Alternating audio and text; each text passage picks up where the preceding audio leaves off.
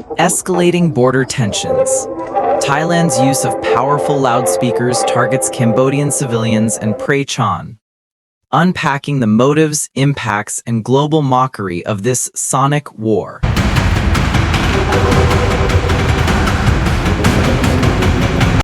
From ghostly wails to blaring chaos, Thailand's latest tactic in the ongoing Cambodia-Thailand border dispute has shifted from eerie hauntings to outright auditory assault, leaving Khmer civilians along the frontier in a state of constant dread.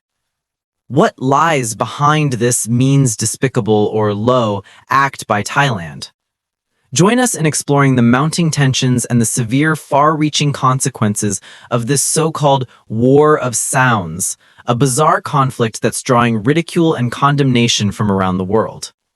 Thailand persists in deploying ghost-like echoes and intensely disruptive noises, terrorizing Cambodian citizens near the Prey Chan and Chok Che border areas, all in a bid to further complicate and muddy the already fraught frontier lines. Phnom Penh's outrage.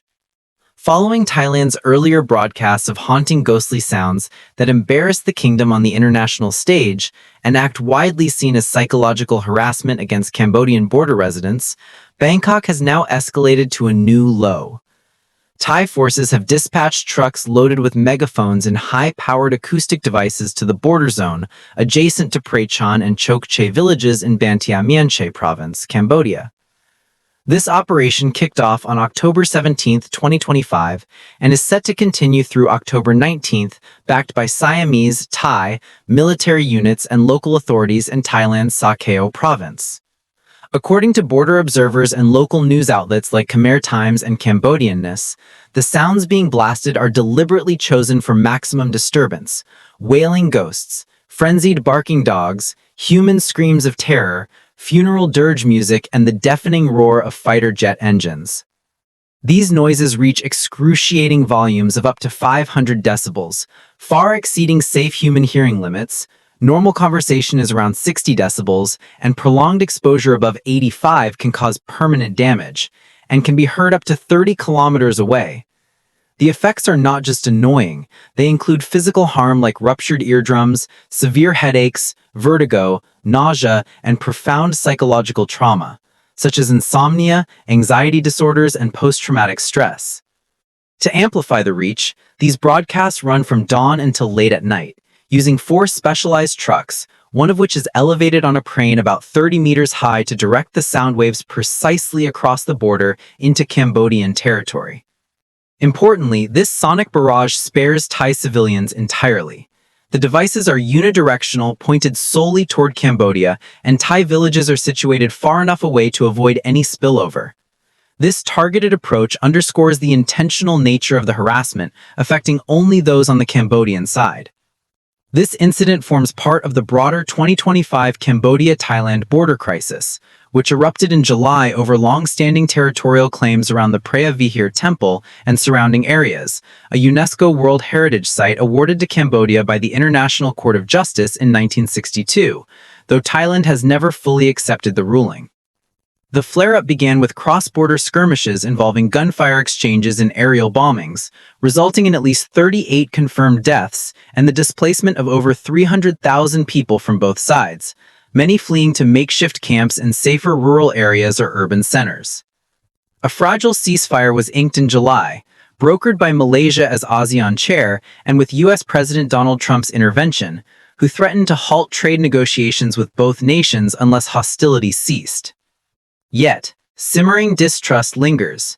Thailand accuses Cambodia of planting new landmines, which Phnom Penh denies, attributing remnants to the Civil War era, while both sides report sporadic troop buildups. Just days earlier, from October 10th to 13th, Thai nationalist firebrand Kanawat Pongpaibul Wech, better known as Kan Jom Palong, a 34-year-old YouTuber and ultranationalist activist, led a convoy of trucks blasting horror movie clips and ghostly hauntings, with apparent Thai military facilitation. Hailed as a hero by hardline Thai nationalists for defending the motherland, his actions drew fierce backlash from the international community, including Thai senators and politicians who decried it as a shameful stain on national dignity, evoking memories of outdated, unethical warfare tactics. After 3 nights of global outcry and social media memes mocking Thailand's ghost army, the broadcast paused briefly, only to resume on October 17th with even more aggressive equipment. Human toll on Khmer communities. Over 3,000 residents in Prachon and Chok Che, including the elderly, disabled individuals, chronic illness sufferers, pregnant women, new mothers, and numerous children, are bearing the brunt. These farming families, already scarred by the July violence, now endure sleepless nights that disrupt daily life. Children can't concentrate in school, farmers lose productivity from exhaustion, and vulnerable groups face heightened health risks like exacerbated heart conditions or panic attacks. The Cambodian Human Rights Committee has labeled this a blatant psychological torture, violating the UN Convention Against Torture, calling for immediate investigations into potential war crimes. Cambodia's response. Senate President Hun Sen has fired off urgent letters to the United Nations and Malaysian counterparts demanding enforcement of the ceasefire. Cambodia's foreign ministry has raised the issue in bilateral talks with Malaysia and appealed to the UN Human Rights Council for swift intervention to halt these human rights abuses. Phnom Penh emphasizes that such non-lethal but insidious tactics risk reigniting full-scale conflict, urging ASEAN to prioritize de-escalation at the upcoming summit in Malaysia. Thailand's defense and internal dissent. Thai military spokespeople justify the loudspeakers as a public expression of discontent over perceived Cambodian encroachments, framing it as non-violent protest rather than aggression. However, no official government statement has been issued yet, amid growing criticism from Thai lawmakers who argue it undermines diplomatic efforts and embarrasses the nation globally, with viral clips circulating on platforms like X, formerly Twitter, and TikTok, where users quip about Thailand's soundtrack to surrender. Konjom Palong, meanwhile, revels in praise from his nationalist followers, posting defiant videos that only fuel the divide. This shadowy strategy reveals the fragility of border peace, potentially spiraling into renewed violence if unchecked. The international community, from human rights watchdogs to ASEAN partners, is urged to monitor closely and push for a lasting resolution, including a binding peace accord slated for discussion at Malaysia's ASEAN meeting this month. Acts like these don't just breach human rights, they tarnish Thailand's reputation, painting it as a provocateur in the eyes of a watching world.